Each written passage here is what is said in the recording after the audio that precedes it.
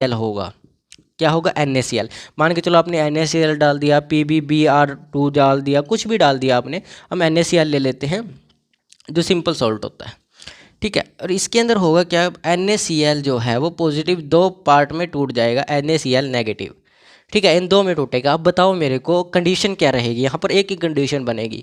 एक कंडीशन क्या बनेगी कि ये जो NaCl है ये कैथोड पर चला जाएगा, ये कहाँ जाएगा, कैथोड पर जाएगा, और ये जो है ये कहाँ जाएगा, ये जाएगा एनोड पर। यहाँ पर इलेक्ट्रोलिसिस में क्या होगा, पॉजिटिव होगा, ये नेगेटिव होगा। ऐसा ही होने वाला है, ऐसा ही होने वाला है। तो इस मोल्टन सॉल्यूशन के अंदर यही होगा, इसी को मोल्टन सॉल्यूशन बोलते हैं, ठीक है, इसी को क्या बोलते हैं, मोल्टन सॉल्यूशन बोलते हैं। अब दूसरी बात, यहाँ पर एक कंडीशन आएगी, डिस्चार्ज क्या होगा।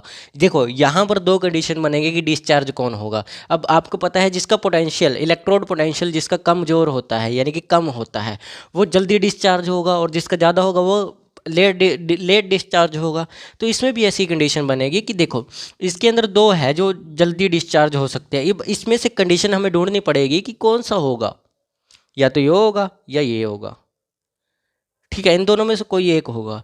अब यहाँ पर आपको कंडीशन ढूंढने की ज़रूरत नहीं है, Cl का सीधा पता है आपको कि Cl का जो है इलेक्ट्रोड पोटेंशियल कम होता है, तो इसलिए यहाँ पर डायरेक्टली आप लिख दोगे कि यहाँ पर डिस्चार्ज ये होगा Cl।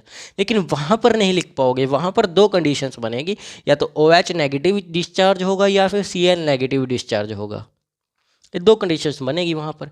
इसके लिए आती है इलेक्ट्रोलिसिस सीरीज़, ठीक है, वो मैं आपको अगली क्लास में बताऊंगा। लेकिन इसमें मैं आपको एक्वस सॉल्यूशन और इसके वो बता देता हूँ क्या होता है, क्योंकि जब हम एग्जांपल्स करेंगे उसके अंदर मैं बताऊंगा कि किसका कितना इलेक्ट्रोड पोटेंशियल होता है, कितना कम होता है, कैसे होता है, ये सब बताऊँगा, ठीक है।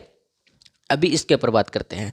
तो आपको समझ आए मोल्टन सॉल्यूशन में क्या होगा, मोल्टन इलेक्ट्रोलिसिस में क्या होगा, सॉरी सॉल्यूशन नहीं, इलेक्ट्रोलिसिस में क्या होगा। मोल्टन इलेक्ट्रोलिसिस में एक होता है सॉल्ट, और उसी सॉल्ट के या सॉल्ट या बेस या एसिड, उन दोनों इन तीनों में से कुछ भी हो सकता है, उनमें से क्या होता है कि उसके आयंस में टूट जाता है। सिर्फ यहाँ पर उसी के आयंस पाए जाएंगे जो आपने इलेक्ट्रोलिसिस लिया है, चाहे वो बेस लिया हो चाहे आपने कुछ भी लिया हो।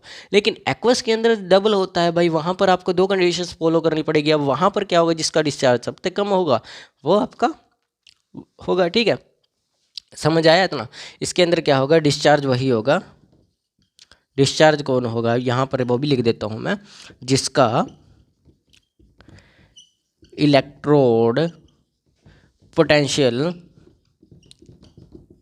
कम होगा, ठीक है, जिसका इलेक्ट्रोड पोटेंशियल कम होगा वह जल्दी डिस्चार्ज हो जाए।